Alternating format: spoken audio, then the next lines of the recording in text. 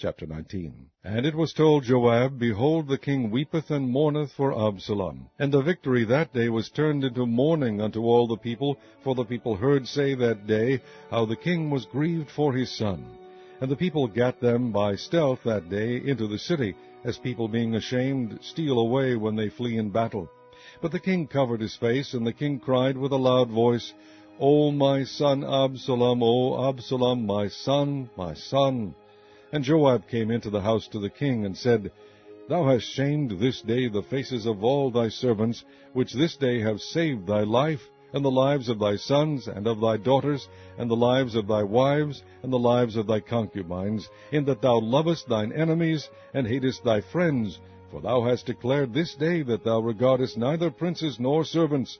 For this day I perceive that if Absalom had lived, and all we had died this day, then it had pleased thee well. Now therefore arise, go forth, and speak comfortably unto thy servants. For I swear by the Lord, if thou go not forth, there will not tarry one with thee this night, and that will be worse unto thee than all the evil that befell thee from thy youth until now. Then the king arose, and sat in the gate, and they told unto all the people, saying, Behold, the king doth sit in the gate. And all the people came before the king, for Israel had fled every man to his tent. And all the people were at strife throughout all the tribes of Israel, saying, The king saved us out of the hand of our enemies, and he delivered us out of the hand of the Philistines, and now he is fled out of the land for Absalom. And Absalom, whom we anointed over us, is dead in battle. Now therefore why speak ye not a word of bringing the king back? And King David sent to Zadok and to Abiathar the priests, saying, Speak unto the elders of Judah, saying, Why are ye the last to bring the king back to his house, seeing the speech of all Israel is come to the king, even to his house? Ye are my brethren, ye are my bones and my flesh, wherefore then are ye the last to bring back the king? And say ye to Amasa, Art thou not of my bone and of my flesh? God do so to me, and more also, if thou be not captain of the host before me continually in the room of Joab. And he bowed the heart of all the men of Judah, even as the heart of one man, so that they sent this word unto the king, Return thou, and all thy servants. So the king returned, and came to Jordan, and Judah came to Gilgal to go to meet the king, to conduct the king over Jordan. And Shimei the son of Gera, a Benjamite, which was of Bahurim, hasted and came down with the men of Judah to meet King David. And there were 1,000 men of Benjamin with him, and Ziba the servant of the house of Saul, and his 15 sons, and his 20 servants with him. And they went over Jordan before the king.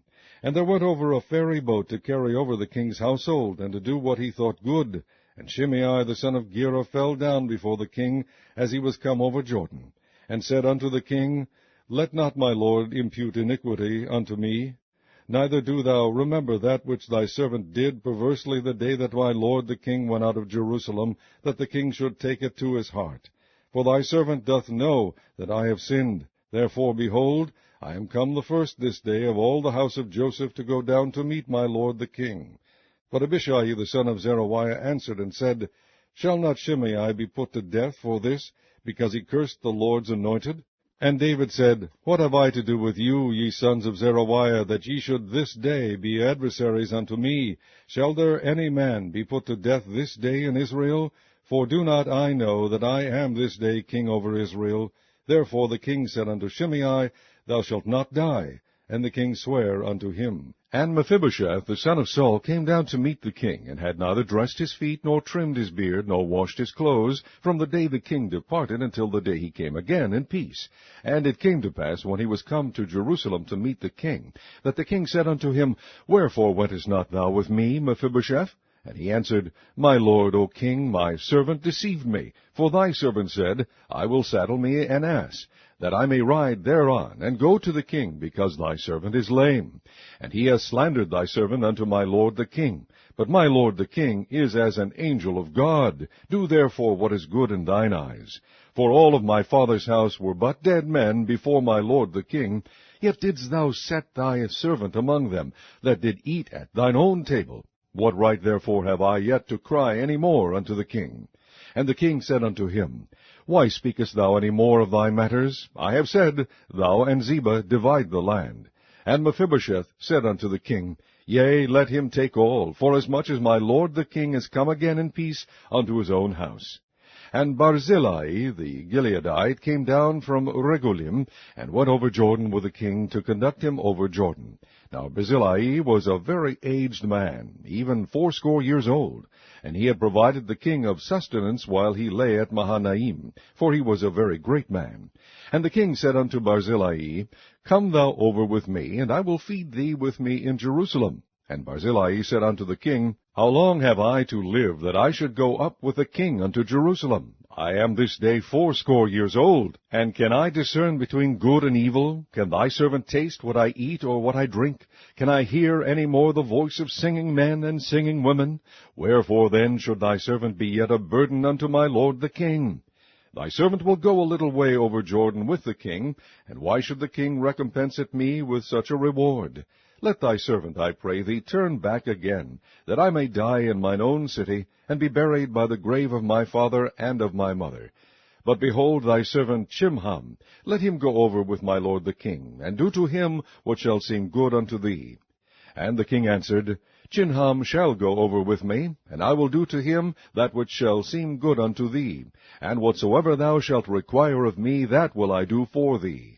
And all the people went over Jordan, and when the king was come over, the king kissed Barzillai, and blessed him, and he returned unto his own place. Then the king went on to Gilgal, and Chimham went on with him. And all the people of Judah conducted the king, and also half the people of Israel. And behold, all the men of Israel came to the king, and said unto the king, Why have our brethren the men of Judah stolen thee away, and have brought the king and his household and all David's men with him over Jordan? And all the men of Judah answered the men of Israel, Because the king is near of kin to us, wherefore then be ye angry for this matter? Have we eaten at all the king's cost? Or hath he given us any gift? And the men of Israel answered the men of Judah, and said, We have 10 parts in the king, and we have also more right in David than ye. Why then did ye despise us, that our advice should not be first had in bringing back our king? And the words of the men of Judah were fiercer than the words of the men of Israel.